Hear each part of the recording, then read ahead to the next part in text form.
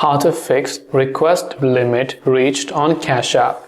Now, if you've been trying to make a transaction or make a withdrawal or whatever else, and it simply shows request limit reached, now it means your sending and receiving limit has been reached. So to fix this, first of all, let us view our current limits.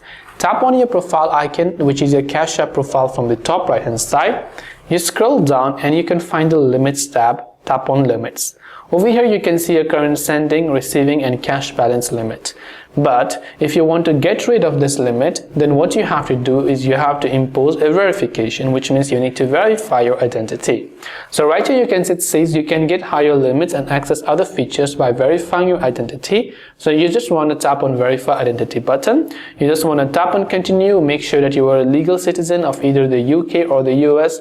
Make sure to enter all of your document authorized identity details right here. It will also ask you to upload a document, so make sure you do that. And after you've done that, you have successfully fixed the request limit reached on Cash App, and you'll be able to unlock more access.